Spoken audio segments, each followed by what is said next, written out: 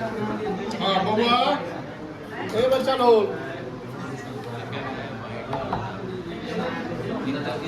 Saumya, Kaushik,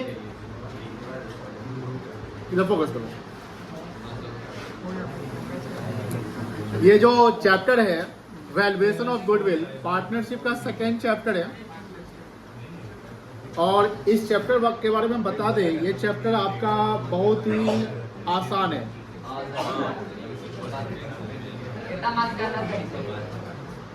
2-4 number आ जाएंगे, but इस chapter का रेलिवेंस आपको आगे मिलेगा जब आप पार्टनरशिप पढ़ोगे, एडमिशन पढ़ोगे, रिटायरमेंट पढ़ोगे, change in PSR, death and dissolution, उस सब जगह गुडविल का यूज होने वाला है। अब सवाल आता है कि सर यहाँ पर हमको अकाउंटिंग गुडविल के सीखने हैं कि उसके वैल्यूएशन सीखने हैं, तो सेकेंड चैप्टर आपको कहता है कि how to value, how to calculate the goodwill. Goodwill is an intangible fixed assets. Goodwill is what? Intangible fixed assets which have some monetary value. क्योंकि अकाउंट्स में ध्यान रखिएगा, अकाउंटिंग जब करते हैं तो अकाउंट में हमेशा मनी इन्वॉल्व होता है। अकाउंट्स में क्या इन्वॉल्व होता है? मनी। जब 11 शुरू हुआ तो शुरुआत में बोले थे कि where is money there is accounting, जहां पैसा वहां पर अकाउंटिंग है। चाहे वो सिंगल एंट्री सिस्टम से कर रहे हो या डबल एंट्री सिस्टम से कर रहे हो, हर बिजनेसमैन या हर पर्सन जो है पैसे का हिसाब किताब रखता है कि कितना पैसा उसको आ रहा है, कितना पैसा जा रहा है। तो गुडविल एक इनटेंजिबल फिक्स्ड एसेट है जिसका एक मॉनेटरी वैल्यू होता है। अब बात होती है कि सर गुडविल को हिंदी में क्या कहते हैं, तो गुडविल को हिंदी में कहते हैं ख्याति। ख्याति, ख्याति का मतलब होता है रेप्यूटेशन, प्रसिद्धि। क्या होता है? Reputation. Reputation in the sense की मॉनेटरी रेप्यूटेशन। जैसे आप देखते होंगे कि किसी का रेप्यूटेशन कैसे बनता है, उसके अपने बिहेवियर, परफॉर्मेंस से, है कि नहीं है? और आपका बिहेवियर अच्छा है तो आपका वैल्यू अच्छा होगा, बिहेवियर खराब तो वैल्यू खराब। उसी प्रकार बिजनेस में, बिजनेस का वैल्यू अगर बढ़ाना है तो बिजनेस का वैल्यू कैसे बढ़ सकता है? अगर आप देखते हैं जैसे बड़ी बड़ी कंपनी का नाम लेते हैं या कोई ब्रांडेड प्रोडक्ट खरीदते हो तो उसको आप क्वालिटी पे आप चेक नहीं करते कि क्वालिटी कैसा हो, क्योंकि आप बाय डिफॉल्ट मानते हो कि ब्रांडेड है, क्वालिटी अच्छा ही होगा। तो बात यह कि जो कंपनी ब्रांडेड है यानी वो ग्लोबल कंपटीशन करके आया है, ग्लोबल लेवल पे वो चल रहा है, तो उसने अपना एक ब्रांड वैल्यू बनाया है। तो ब्रांड वैल्यू बनाने के लिए क्या वो शुरुआत से ब्रांड बना लिया? नहीं, धीरे धीरे अपने बिजनेस को परफॉर्म किया, अच्छा किया, बिहेवियर उसका अच्छा था, एंड देन बिजनेस का गुडविल, ब्रांड वैल्यू क्या हुआ? बढ़ गया। आपने इनटेंजिबल एसेट्स के बारे में सुना होगा कि 11th में जो इनटेंजिबल एसेट्स के हमने टाइप्स बताए थे उसमें गुडविल लिखा था, but goodwill is not only the intangible asset. Apart from goodwill there are all various other intangible assets like brand. जैसे ब्रांड समझते होंगे, किसी का ब्रांड लोगो जानते होंगे आप, फ्रेंचाइजी जानते होंगे आप, ट्रेडमार्क जानते होंगे, कॉपीराइट होता है, know how, knowledge, these all are the intangible asset. But हमें यहाँ पर कोई सबका ब्रांड वैल्यूएशन नहीं सीखना, आपको गुडविल वैल्यूएशन सीखना है। सर क्या ब्रांड का भी वैल्यूएशन होता है? यस, ब्रांड का भी वैल्यूएशन होता है। वो आगे जब आप लोग पढ़ोगे एमबीए वगैरह या सीए वगैरह में जब जाओगे तो आगे आपको ब्रांड के वैल्यूएशन सीखने पड़ेंगे, बट 12th में आपको गुडविल का वैल्यूएशन सीखना है। Yes sir. गुडविल के वैल्यूएशन के जितने मेथड्स है वो सारे मेथड्स आपको नहीं पढ़ने हैं। सिलेबस में आपको 3 मेथड दिए हुए, 3 मेथड पढ़ने हैं, बट 3 मेथड के अलावा भी और भी मेथड होता है, वो आपको नहीं पढ़ना है। गुडविल का वैल्यूएशन कैसे होता है? जैसे हमने बोला कि जितना अच्छा आपका बिजनेस होगा, और अच्छा बिजनेस कैसे, मतलब कि जैसे आपका क्वालिटी ऑफ प्रोडक्ट अच्छा होगा, जैसे आप मैनेजमेंट पढ़ रहे होंगे, है ना, तो क्वालिटी ऑफ प्रोडक्ट हमारा क्या होगा? अच्छा। जैसे मैनेजमेंट में आपने ऑब्जेक्टिव ऑफ मैनेजमेंट पढ़ा होगा, याद है? ऑब्जेक्टिव ऑफ मैनेजमेंट में एक सोशल ऑब्जेक्टिव हुआ करता है ना? तो सोशल ऑब्जेक्टिव क्या कहता है कि जिस सोसाइटी में हम बिजनेस कर रहे हैं उस सोसाइटी में हमारा contribution towards quality of product, towards price of product, safety, information, awareness, employment opportunity, social contribution, ये सब रहना चाहिए, तभी तो सोशल ऑब्जेक्टिव को हम फुलफिल कर रहे हैं। तो आपने देखा कि सोसाइटी के लिए आपने प्रोडक्ट का क्वालिटी बहुत ही अच्छा रख रखा है, प्राइस आपका अफोर्डेबल है। अफोर्डेबल का मतलब क्या होता है? अफोर्डेबल का मतलब क्या होता है, हो सकता होता है, बता सकते? जो कोई हाँ मतलब कि जो मतलब कि हाँ बजट फ्रेंडली हो, मतलब कि जो हमारे कस्टमर है वो अफोर्ड कर सके, हाँ भैया उनको महंगा कुछ नहीं लग रहा है। जब ये सब रहेगा, दूसरा कि सोसाइटी के लिए जो सब सोशल ऑब्जेक्टिव है कि आपका रिफंड पॉलिसी, रिटर्न पॉलिसी, जो रिस्पॉन्स पॉलिसी, आप जानते होंगे कि आप कोई भी चीज कंप्लेन करते हैं, आपका 24 या 48 आवर्स में आपका जो मतलब कंप्लेन क्या होता है, रिजॉल्व कर दिया जाता है। ये सब कंपनी के अपने परफॉर्मेंस या कर्म है, जो या किसी ऑर्गेनाइजेशन के अपने कर्म है, जिस कारण उनका कस्टमर बेस बना हुआ है। कस्टमर बेस बना का मतलब कि जो कस्टमर है वो हमारे पास रिटेन है, एंड कस्टमर से ही कस्टमर बनते हैं, जिसको माउथ टू माउथ कहते हैं। और इससे अगर कस्टमर से कस्टमर बनेगा तो मेरा सेल्स बढ़ेगा, सेल्स बढ़ेगा तो प्रॉफिट बढ़ेगा, सेल्स बढ़ेगा तो क्या बढ़ेगा, प्रॉफिट। और इसी प्रॉफिट जो बढ़ता चला जाएगा, यानी वो प्रॉफिट बढ़ने का रीजन है कि ऑर्गेनाइजेशन का एक गुडविल बन रहा है, एक नाम हो रहा है, उस नाम पे बिजनेस चल रहा है, and that name, that value, that reputation is called goodwill. उसको क्या बोलते हैं, गुडविल। अब बात होती है सर गुडविल के कितने टाइप्स बताए गए हैं, तो गुडविल के 2 टाइप होते हैं। कितने टाइप होते हैं, 2 टाइप। हमने इसको एक्सप्लेन भी एग्जांपल से किया था। एक गुडविल होता है सेल्फ जनरेटेड गुडविल, और एक होता है परचेज गुडविल। दोनों अलग अलग है। सेल्फ जनरेटेड गुडविल होता है जो फर्म खुद से गुडविल क्रिएट करती है, या अक्सर कोई भी फर्म खुद से गुडविल कैसे क्रिएट करेगी, उनका बिजनेस अच्छा चल रहा है, ईयर बाई ईयर उनका प्रॉफिट बढ़ रहा है, तो इंटरनली वो गुडविल जनरेट कर रहे हैं।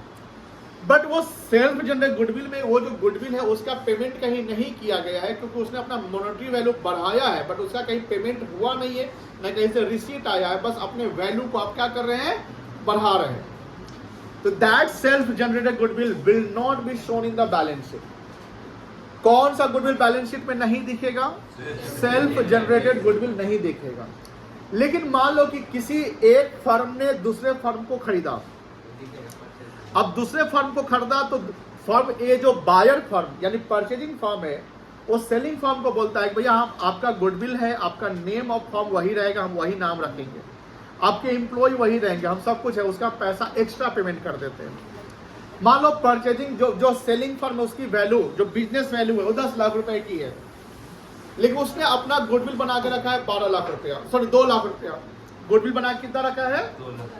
तो जो गुडविल बना के रखा है उसके लिए कहलाएगा सेल्फ जनरेटेड गुडविल। और जो परचेजिंग फर्म है वो 12 लाख पेमेंट कर रहा है, 10 लाख एसेट्स का जो नेट एसेट्स हो गया, 2 लाख गुडविल का जो गुडविल का वैल्यू हो गया, तो 12 लाख पेमेंट कर रहा है, उसमें 2 लाख एक्स्ट्रा गुडविल का दे रहा है। तो जो गुडविल का हम पेमेंट कर रहे हैं, तो परचेजिंग फर्म के लिए वो गुडविल सेल्फ जनरेटेड नहीं कहलाएगा, कहलाएगा परचेज गुडविल। क्या कहलाएगा बेटा, परचेज गुडविल। तो परचेज गुडविल जिसने परचेज किया है, अब परचेज गुडविल पे हमने पेमेंट 2 लाख कर दिया है, तो that goodwill will be shown in the balance sheet. आपका एक सवाल एमसीक्यू में बन सकता है कि कौन सा गुडविल बैलेंस शीट में दिखता है या कौन सा गुडविल बैलेंस शीट में नहीं दिखता है। तो नहीं दिखने वाला गुडविल है सेल्फ जनरेटेड, दिखने वाला गुडविल क्या है, परचेज गुडविल। कोई दिक्कत नहीं है। अब ये दोनों लाइन वही लिखा हुआ है। सेल्फ जनरेटेड गुडविल के बारे में क्या लिखा हुआ है, self generated goodwill is the goodwill which are internally generated by the firm. Self generated goodwill will not be shown in the balance sheet because, क्यों नहीं शो होगा, because the consideration has not been paid for it, जिसका consideration payment नहीं हुआ है। Consideration का मतलब होता है समथिंग इन रिटर्न। कंसिडरेशन का मतलब क्या होता है, something in return. Something in return का मतलब होता है बायलेटरल कोई चीज है। बिजनेस में हमेशा बायलेटरल की बातें होती है। बायलेटरल समझते हैं ना, 2 साइडेड। अगर हम आपको कोई सामान दे रहे हैं तो इन रिटर्न हमको क्या मिल रहा है, पैसा मिल रहा है। और अगर आप पैसा दे रहे हैं तो इन रिटर्न आपको क्या मिल रहा है, तो गुड्स मिल रहा है। तो दोनों को रिटर्न है। ऐसा नहीं कि कंसिडरेशन का मतलब सिर्फ पैसा बोल सकते हैं। कंसिडरेशन का मतलब सिर्फ पैसा नहीं होता है। कंसिडरेशन का मतलब क्या होता है, something in return. If you are paying something, you are receiving something also, है ना। चलो, अब परचेज गुडविल क्या है। Purchase goodwill is the goodwill which are purchase by the firm from other firm. Purchase goodwill will be shown in the balance sheet because the consideration has been paid for it. जिसका consideration है paid किया गया है, तो that goodwill will be shown in the balance sheet. हमने एक example समझाया था, बहुत ही आसानी से समझ गए थे आप लोग। जो बच्चे नहीं आते उनको समझने में दिक्कत होगी, हम उसको रिवाइज कराते हैं। ABC इंटरप्राइजेज है जिसका बिजनेस 10 साल से चल रहा है, ठीक है। अब 10 साल से चल रहा है तो इस बिजनेस ने अपना गुडविल बना के रखा है 10 लाख रुपया। तो ABC अपना गुडविल जो बना के रखा है 10 लाख रुपया, मुझे बताइए गुडविल कौन सा गुडविल कहलाएगा? सेल्फ जनरेटेड कहलाएगा कि परचेज कहलाएगा? क्या ये गुडविल बैलेंस शीट में ABC दिखाएगा? नहीं दिखाएगा। अब इस इंटरप्राइज का सिर्फ गुडविल ही तो नहीं होगा ना, कुछ एसेट्स भी तो होंगे, टेंजिबल वगैरह, कुछ लायबिलिटी भी तो होंगे। तो इसका जो टोटल एसेट्स एक्सक्लूडिंग गुडविल, यानी गुडविल के अलावा इसके बाद जो फिजिकल एसेट्स है वो 60 लाख के हैं, और इसके एक्सटर्नल लायबिलिटी जो है यानी कैपिटल को छोड़कर, कैपिटल इंटरनल लायबिलिटी होता है। कैपिटल क्या होता है? इंटरनल होता है। तो इंटरनल जो एक्सटर्नल मतलब जैसे नॉन करंट या करंट लायबिलिटी होता है, जैसे बैंक लोन हो गया, क्रेडिटर्स बिल्स पेबल हो गया, ये लायबिलिटी 20 लाख है। यानी अगर आप नेट ऑफ करें, net of in the sense कि ये पेमेंट हमको करना, यानी इतना पैसा हमको कहीं से मिलेगा अगर बेच बाच देंगे तो, बोलो हाँ है ना, और इतना हमको पेमेंट करना पड़ जाएगा। तो मेरे पास नेट वर्थ है, मतलब मेरा अपना पैसा कितना बच रहा है, तो बोलेंगे 40 लाख। इस 40 लाख को क्या बोलेंगे? नेट एसेट्स बोलेंगे। अब ध्यान सुनिएगा, पीछे बहुआ बातें नहीं करिएगा। नेट एसेट्स का फॉर्मूला क्या बन रहा है? Total asset minus outside liability. बोलो हाँ है ना, ये फॉर्मूला ध्यान रखना। लेकिन total assets minus outside liability को हम नेट एसेट्स ही नहीं कहते हैं, नेट एसेट्स के और नाम है जिसका नाम है नेट वर्थ। क्या नाम है? नेट वर्थ या कैपिटल एम्प्लॉयड, जो पैसा हमने काम पे लगा रखा है। कोई दिक्कत नहीं है, आगे ये सब चीजें वर्ड आएंगे, हमेशा नेट एसेट्स ही आएगा, ऐसा नहीं हो सकता कैपिटल एम्प्लॉयड मिल जाएगा। तो ये ध्यान रखिएगा, ये सब चीजें मिलने वाले हैं, इसलिए मैंने यहाँ पर नाम लिख दिया। यानी आपका जो चैप्टर शुरू हुआ है, आप एकदम ध्यान दोगे, एकदम ध्यान, आपका एक बार में जो सवाल अटेम्प्ट करने जाओगे एक बार में बन जाएगा, लेकिन ध्यान नहीं दोगे तो 2-4 बार अटेम्प्ट करना पड़ सकता है उस सवाल को। चलिए अब आगे देखते हैं। 40 लाख रुपए इसके नेट एसेट से गुडविल को छोड़कर, गुडविल इसने सेल्फ जनरेट किया।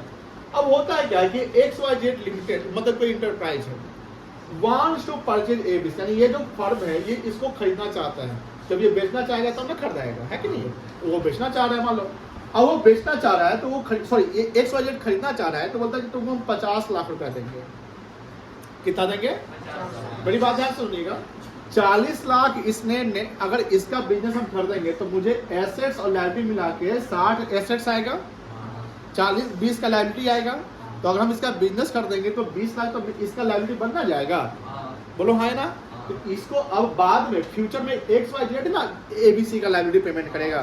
तो सिंपल सी बात है कि XYZ को कितने का नेट एसेट्स आ रहा है, तो जितना इसका है उतना ही इसको मिल रहा है। बोलो हाँ है ना? तो 40 का नेट एसेट इसको मिल रहा है, लेकिन 40 का नेट एसेट मिलने के बावजूद इसने कितना पेमेंट कर रहा है इसको? 50। बताओ ज्यादा पेमेंट कर रहा है? कितना ज्यादा पेमेंट कर रहा है? जो परचेज, कौन परचेज कर रहा है? तो समथिंग रिटर्न। जब हम इसके बिजनेस को लिए, मतलब कि हम अगर पेमेंट करें तो बिजनेस रिटर्न में बिजनेस मिल रहा है ना, तो परचेज कंसिडरेशन PC, ये वर्ड याद रखिएगा। परचेज कंसिडरेशन कितना कहलाएगा? 40 कहलाएगा कि 50 कहलाएगा? कितना में आप खरीद रहे हैं? 40 में कि 50 में? 50 में खरीद रहे हैं तो 50 lakh is your purchase consideration, not the 40 lakh. 40 lakh तो आपको रिटर्न में आपको बिजनेस का वैल्यू, वो वैल्यू मिल रहा है, लेकिन उसका वैल्यू जो बढ़ा हुआ है, इंटरनली उसने बिजनेस को अच्छा कर रखा है, उसका कस्टमर बना हुआ है। क्योंकि आप बिजनेस जब खरीदोगे तो उसके कस्टमर तो ऑटोमेटिकली आपके पास आ जाएंगे। आज मान लीजिए कि हम किसी यहाँ का जो फेमस जो बिजनेस है मान लेते हैं, उसको हम उसके वैल्यू को हम खरीद लेते हैं, तो उसका कस्टमर तो ऑटोमेटिकली मेरे पास आएगा। आप एज ए कस्टमर जब जाते हैं तो मालिक के नाम से जाते हैं कि दुकान के नाम से जाते हैं? दुकान के नाम से जाते हैं। तो यहाँ पर PC हो गया कितना बेटा? 50 लाख। नेट एसेट्स कितना हो गया? तो the difference between purchase consideration net asset, when purchase consideration greater than net asset, the result will be goodwill. The result will be company accounts volume 3 में, वॉल्यूम 2 में पढ़ना है, शेयर वगैरह, वहां भी ये कॉन्सेप्ट थोड़ा बहुत आएगा, ध्यान रखिए। अब यहाँ देखो ध्यान से, बताओ XYZ गुडविल का कितना रुपया दिया है? XYZ जो 10 लाख रुपया गुडविल दिया है, XYZ के लिए वो गुडविल कौन सा गुडविल कहलाएगा? सेल्फ जनरेटेड कहलाएगा कि परचेज कहलाएगा? अब देखो ABC के लिए सेल्फ जनरेटेड था, XYZ के लिए वही क्या हो गया? कौन अपने बैलेंस शीट में दिखाएगा?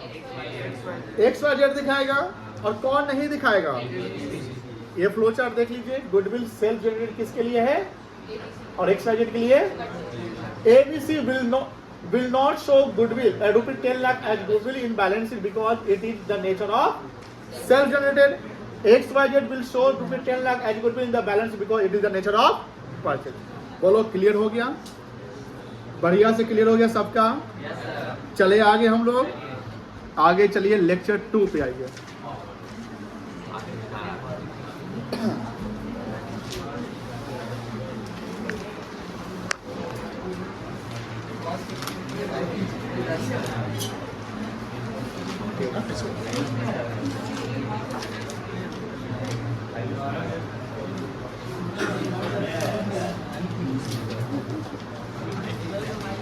आदित्य आगे बैठ के पीछे मत जाओ। लेक्चर 2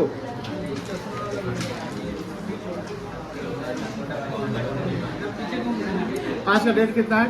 2 अप्रैल।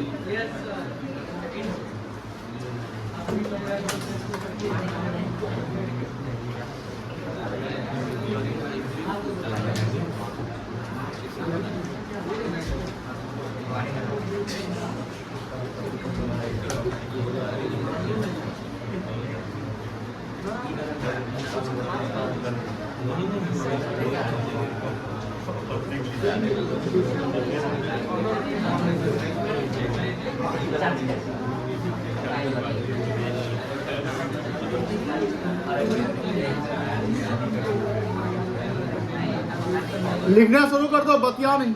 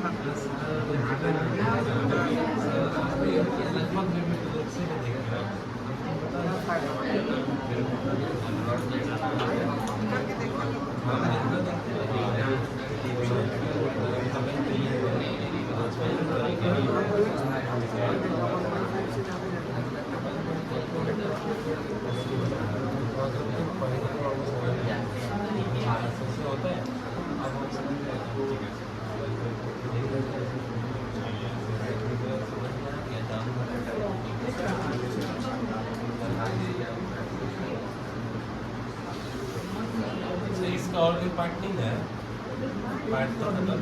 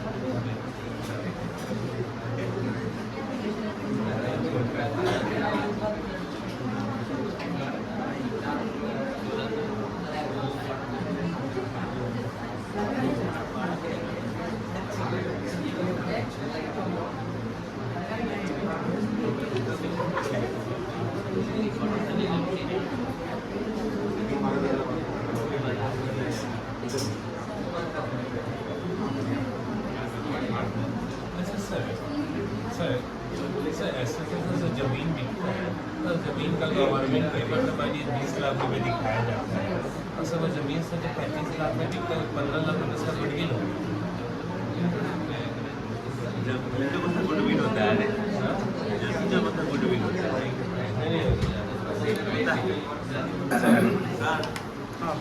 एक जमीन है गवर्नमेंट पेपर पे उसको 20 लाख रुपए दिखाया जाता है आदमी जो उसके लिए 35 वो गुडविल नहीं कहलाता।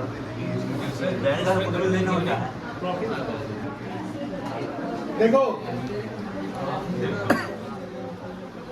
गुडविल को कैलकुलेट करने के मेनली 3 मेथड है। कितने मेथड है बेटा? 3 मेथड है। पहला मेथड है एवरेज प्रॉफिट मेथड, जहां प्रॉफिट का एवरेज करेंगे, यानी जितने साल का प्रॉफिट है एज पर क्वेश्चन उस प्रॉफिट का एवरेज करेंगे। अगर सर उसके बीच में कभी लॉस हो गया तो लॉस को एडजस्ट किया जाएगा। और जितने साल का एवरेज का मतलब क्या होता है कि अगर 5 साल का एवरेज कर रहे हो तो 5 से डिवाइड करोगे। बोलो हाय ना, मतलब 5 साल का प्रॉफिट का एवरेज करना है तो हर साल प्रॉफिट सेम नहीं ना होगा, प्रॉफिट तो आपके अलग अलग होंगे। तो मान लो कि 5 साल का जो भी प्रॉफिट है तो 5 साल के प्रॉफिट को सम अप कर देंगे। क्या करेंगे बेटा? Sum up, sum of years profit हो जाएंगे। और अगर 5 इयर्स का एवरेज करो तो यहाँ पर 5 से डिवाइड करो। 3 इयर्स का एवरेज कर रहे तो 3 से डिवाइड करोगे। 6 साल का एवरेज कर रहे तो 6 से डिवाइड करोगे। तो ये कॉन्सेप्ट है एवरेज प्रॉफिट मेथड। लेकिन एवरेज प्रॉफिट मेथड में 2 कॉन्सेप्ट है। पहला है कि सिंपल एवरेज प्रॉफिट। तो सिंपल एवरेज प्रॉफिट से गुडविल निकालने का फॉर्मूला हमने बताया कि गुडविल का फॉर्मूला हो जाएगा एवरेज प्रॉफिट जो आएगा निकालकर into number of years purchase. ये नंबर ऑफ इयर्स परचेज आपके क्वेश्चन में मेंशन्ड होंगे। सर इसका मतलब क्या होता है? सर देखिए, इसका मतलब ये होता है कि हमने क्या बोला कि जो यहाँ गुडविल का हम वैल्यूएशन सीख रहे हैं, ये गुडविल परचेज गुडविल नहीं, ये सेल्फ जनरेटेड गुडविल है। क्या गुडविल है बेटा? Self generated goodwill. सर ये कब कैलकुलेट किया जाता है? क्या हर साल कैलकुलेट करते हैं? नहीं, हर साल कैलकुलेट करने की जरूरत है नहीं है। जनरली ये जिसे हम लोग अभी पार्टनरशिप पढ़ रहे हैं, क्या पढ़ रहे हैं बेटा? पार्टनरशिप। तो गुडविल यहाँ पर सीखना है पार्टनरशिप कैसे वैल्यूएशन करती है। सर गुडविल सिर्फ पार्टनरशिप का ही होता है? नहीं, गुडविल बिजनेस का होता है। बिजनेस के बहुत सारे फॉर्म्स होते हैं, sole proprietorship, partnership, joint venture, company, LLP सब होता है। कंपनी का भी अपना गुडविल होता है, एलएलपी का भी गुडविल होता है, सोल प्रोप्राइटरशिप का भी होता है। बट हमें यहाँ पर किसका गुडविल सीखना है? पार्टनरशिप का सीखना है। तो सर पार्टनरशिप का गुडविल सीखना है तो सर हर साल गुडविल का वैल्यूएशन नहीं करते हैं, लेकिन कोई ओकेजन्स होते हैं। Occasion in the sense event. Sir कौन सा इवेंट? शादी ब्याह? नहीं, शादी ब्याह नहीं। तो फिर बिजनेस का इवेंट जो होता है, सर बिजनेस में क्या इवेंट? क्या कोई कुछ बोला है? मर्दी तरनी बोल दिया अरे भाई। बिजनेस ऐसे मरने यहाँ पर आ जाएगा, बट पार्टनर मरेगा तब, कोई और मरेगा तब नहीं, ठीक ना। अब बात होती है सर गुडविल का वैल्यूएशन कोई इवेंट पे करते हैं जो इवेंट बिजनेस इवेंट हो। क्या हो बेटा? जैसे मान लो कि फर्म में डिसीजन चेंज हो रहा है। क्या चेंज हो रहा है? डिसीजन, मान लो कि जैसे रेशियो अपना पार्टनर चेंज करना चाहते हैं, कोई नया पार्टनर एडमिशन ले रहा है, कोई पार्टनर रिटायर कर रहा है, या कोई पार्टनर मर रहा है, डेथ कर रहा है, तो ये इवेंट है। ये क्या है बेटा? इवेंट है जो बिजनेस पे इंपैक्ट पड़ रहा है, एंड दैट्स व्हाई गुडविल का वैल्यूएशन करना पड़ता है। उसके लिए डिसाइड करता है कि सर हमने जितने साल, हम एवरेज कर लेते हैं, चलो 4 साल का, सुनो यहाँ ध्यान से, 4 साल का, 5 साल का हम गुडविल कैलकुलेट करते हैं, तो 5 साल का एवरेज कर लीजिए, और नंबर ऑफ इयर्स परचेज जो दिए, मतलब कि 2 दिया हुआ है तो 2 से गुना कर लो, 3 दिया हुआ है 3 से गुना करो। सर अगर 5 साल के एवरेज प्रॉफिट करें तो 5 से गुना करेंगे, नहीं, गुना 5 से नहीं करना है, जो मल्टीप्लाई करेंगे वो नंबर ऑफ इयर्स परचेज से करेंगे, वो कुछ और हो सकता है, 3 टाइम्स हो सकता है, 2 टाइम्स हो सकता है, 1.5 हो सकता है, कोई दिक्कत नहीं है। तो यहाँ गुडविल का फॉर्मूला सिंपल एवरेज क्या निकल गया? Average profit into number of years purchase. अभी हम इस टॉपिक को नहीं डिस्कस कर रहे हैं। नंबर ऑफ इयर्स परचेज आपके क्वेश्चन में मेंशन होंगे। एवरेज प्रॉफिट कैसे निकलेगा? Sum of years profit divided by number of years. कोई दिक्कत यहाँ पर नहीं है ना? सर ये कॉन्सेप्ट कब लगेगा? वेटेड एवरेज प्रॉफिट में। वेटेड मतलब ये कॉन्सेप्ट जनरली जब क्वेश्चन बोलेगा कि वेटेड एवरेज लगाना है तो आप ये कॉन्सेप्ट को लगाओगे। इस कॉन्सेप्ट से गुडविल कैसे निकलेगा हम आपको लिखेंगे बाद में। और अगर क्वेश्चन नहीं बोलता है तो आपको एक ट्रेंड देखना है। क्या देखना है? ट्रेंड। ट्रेंड समझते हैं? ट्रेंड या तो इंक्रीजिंग ऑर्डर में होगा या डिक्रीजिंग ऑर्डर में होगा। जैसे मान लो कि 5 साल से फर्म का प्रॉफिट, प्लीज ध्यान से सुनिएगा, 5 साल से फर्म का profit year by year increase कर रहा है। मतलब पहला साल 10,000, दूसरे साल 11,000, तीसरे साल 15,000, चौथे साल 18,000, पांचवें साल 20,000। यहाँ प्रॉफिट का ट्रेंड क्या है? Increasing trend. कहीं पे वहां पर कोई चेंजिंग नहीं हुआ है तो वहां पर वेटेड आप लगा दोगे। या decreasing trend, decreasing in the sense मतलब कि घटते हुए प्रॉफिट है तो वहां पर भी क्या लगा दोगे? वेटेड। सर अगर प्रॉफिट का कोई ट्रेंड नहीं है, प्रॉफिट का कोई ट्रेंड, मान लो कि 10,000 है, फिर 9,000 है, फिर 12,000 हो गया, तो कोई ट्रेंड नहीं दिखा। 10, 9, 12 कोई ट्रेंड है? नहीं है। कोई इंक्रीज भी हो रहा है, डिक्रीज भी हो रहा है। लेकिन क्वेश्चन बोलता है कि apply weighted average profit method, तो we assume that question is god. Question is what? God जो बोलेंगे वो करेंगे। बीआरएस पढ़ाया था ना, याद है? God is always right, God is always right. तो क्वेश्चन की रिक्वायरमेंट्स जो होगी वो हम हमेशा मानेंगे कि क्वेश्चन जब बोला है तो करना पड़ेगा। इवन दो कॉन्सेप्ट नहीं अप्लाई हो रहे हैं कि ट्रेंड है ही नहीं, लेकिन क्वेश्चन बोलता है वेटेड लगाओ, तो क्वेश्चन इज गॉड आपको लगाने पड़ेंगे। वहां पर कोई ट्रेंड का कॉन्सेप्ट नहीं है। बट क्वेश्चन में मेंशन नहीं किया, बट ट्रेंड है। क्वेश्चन मेंशन नहीं किया लेकिन ट्रेंड है तो लगा देंगे, है ना? वो ध्यान देना है। तो अभी हम लोग 1-2 क्वेश्चन प्रैक्टिस करेंगे। वो क्वेश्चन प्रैक्टिस करेंगे हम लोग। पहला method simple average profit method से गुडविल निकालने का, कोई दिक्कत नहीं है, निकाला जाए। लिखिए एग्जाम्पल।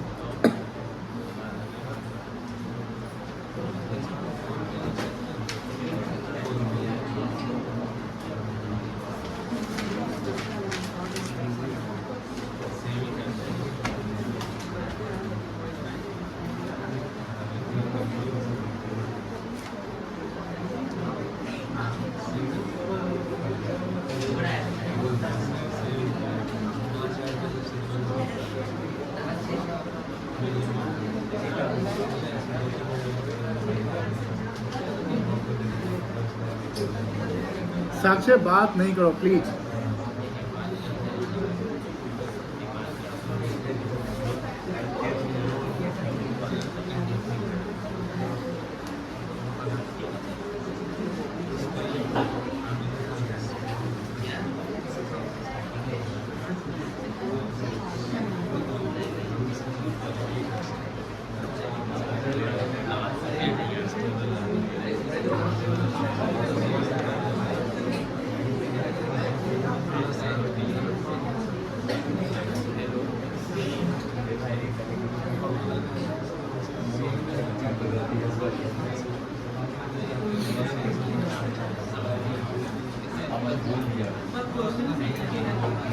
क्वेश्चन लिखना है, क्वेश्चन लिखना है।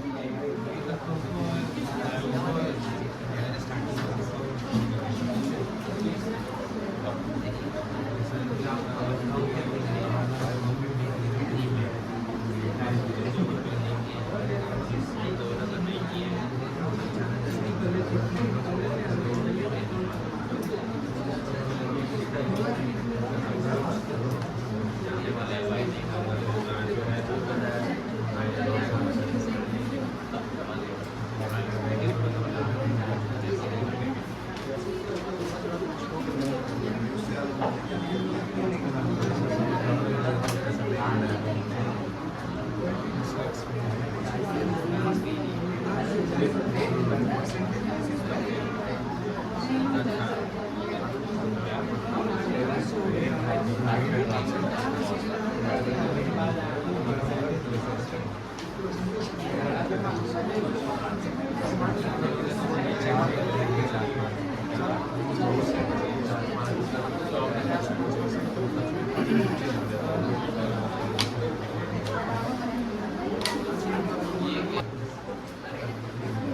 1 केस 2 दो केस दिख रहा है आपको? बोलना हाँ है ना?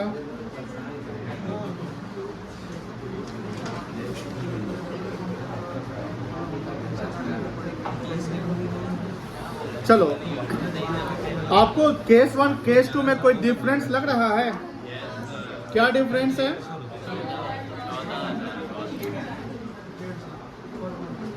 दो 2022 में देखो, प्लीज यहां देखो, केस 1 में 2022 में प्रॉफिट है, बट केस 2 में जाते हैं तो 2022 में तो यही लॉस है, क्योंकि ये ब्रैकेट में है। ये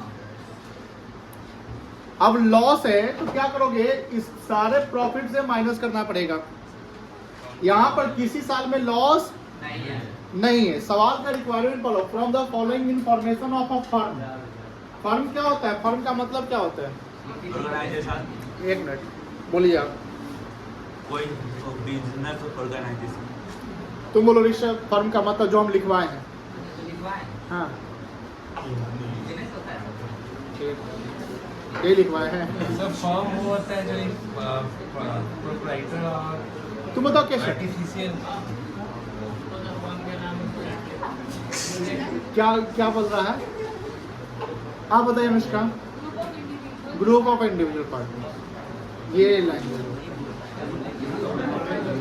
आपको कहाँ बोले? आप तो ऑर्गेनाइजेशन बोले, आप बोले अभी वही बात बोले, तो फिर प्रॉपर लिखना है, ठीक है? Group of individual. अच्छा, पार्टनरशिप क्या होता है? कौशिक तुम बोलो, पार्टनरशिप क्या है? What is partnership? एक मिनट आप बोलिए। केशव, सॉरी कैसा बोलते? कौशिक, इसे बोलते ना खोपड़ी पीछे बड़ा करके रखा हुआ, पढ़ाई नहीं करता है। रूपक बताओ तुम।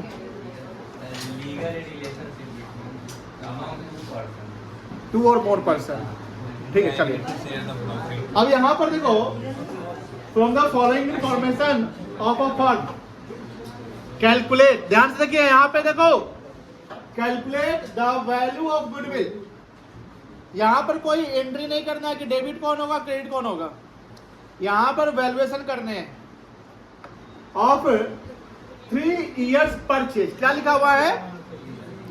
तो नंबर ऑफ इयर्स परचेज 3 दिया हुआ है, ऑफ 4 इयर्स एवरेज प्रॉफिट। कितना साल का एवरेज प्रॉफिट है?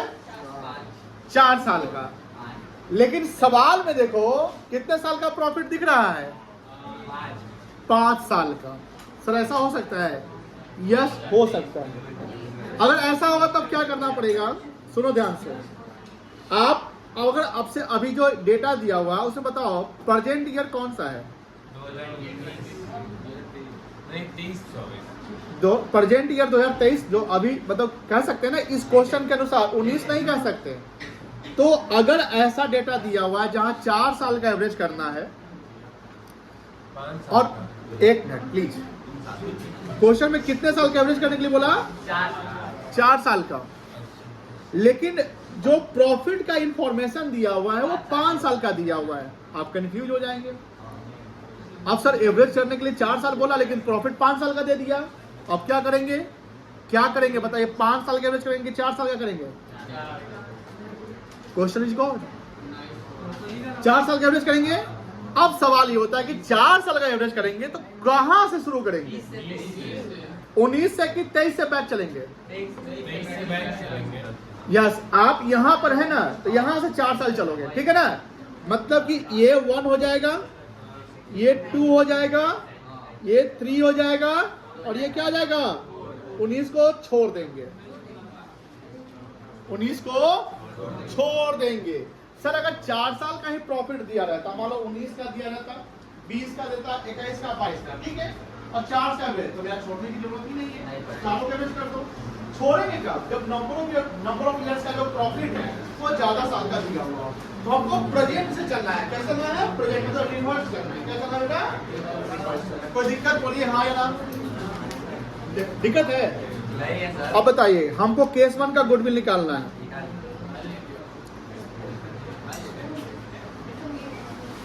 गुडविल का फॉर्मूला क्या लिखवा है बताइए?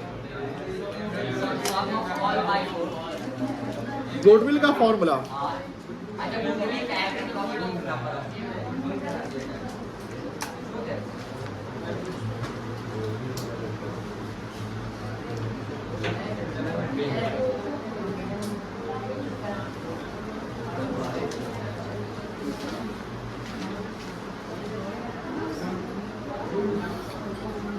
अब बताओ,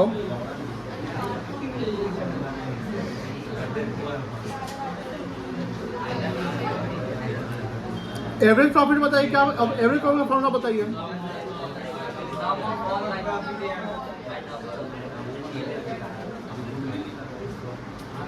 रूपा, तुम ध्यान बहुत कम देता है पढ़ाई पे, लगता है घर पे आना पड़ेगा तुम्हारे। Sum of years profit divided by, बोलो। चलो पुट कर सकते हैं फॉर्मूला। अब देखिए बेटा, हाँ 20 का है 19,000, 19,000 चलेंगे ना बेटा, plus 18 plus 14 plus 24 divided by कितना होगा? कितना होगा प्रॉफिट टोटल सम?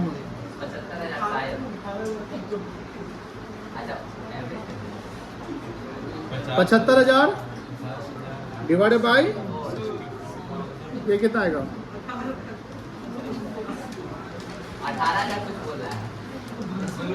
18,750 आएगा क्या? अब बताओ गुडविल निकल जाएगा। एवरेज प्रॉफिट कितना है? 18,750। और नंबर ऑफ परचेज क्वेश्चन में कितना दिया हुआ है? कितना आएगा? 54।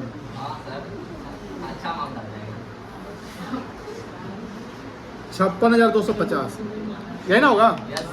चलो लिखो।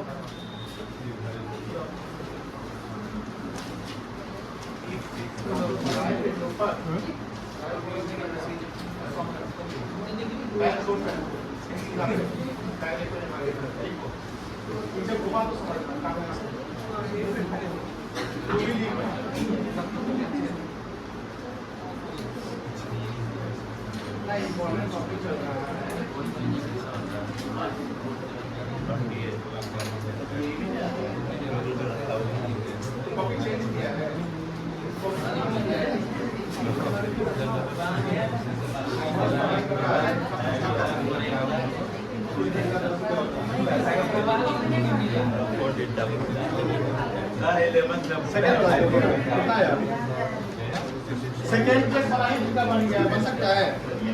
क्या करोगे? ये जो है ना, इसको माइनस कर दोगे यहाँ पर, ठीक है? नहीं समझे? अरे भाई, जिस जो लॉ से वो माइनस करेंगे भाई। ये प्लस माइनस प्लस बाई 4 करो।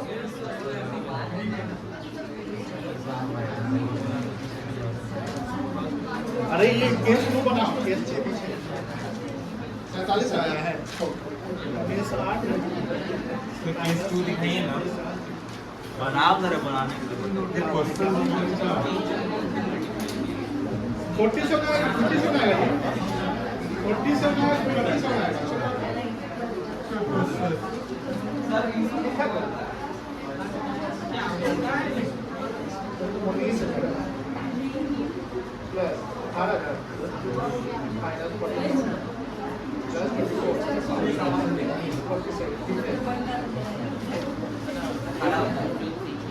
केस 2 बनेगा? ये दिखाइए तो सही।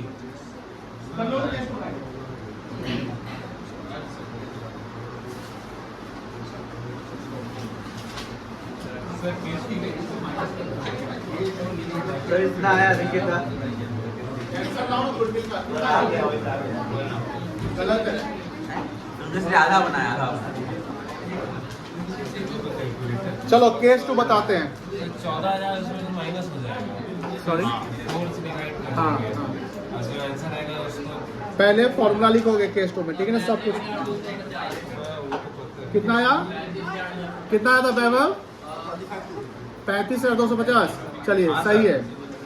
बढ़िया है। पहले गुडविल का फॉर्मूला लिखोगे। क्या फॉर्मूला है? Average profit into number of years purchase.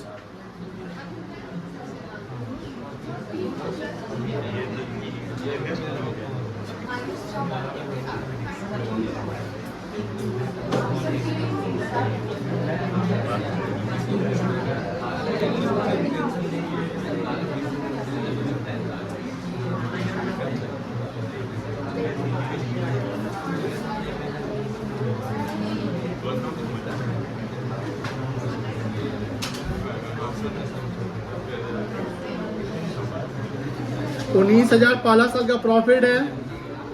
Second year का प्रॉफिट 18,000 है। थर्ड ईयर में लॉस है -14,000। फोर्थ ईयर में प्रॉफिट है +24,000। यही ना होगा, डिवाइडेड बाई 4, यह आ जाएगा 47,000 ना, बाई 4।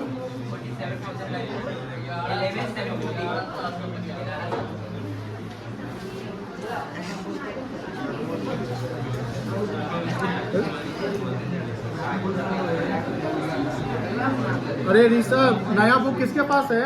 लेटेस्ट एडिशन तो पीडीएफ बना के भेजेगा। कितना है? 35,000।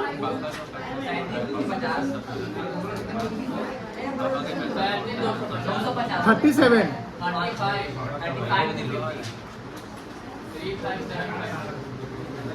चलिए नोट डाउन कर दीजिए।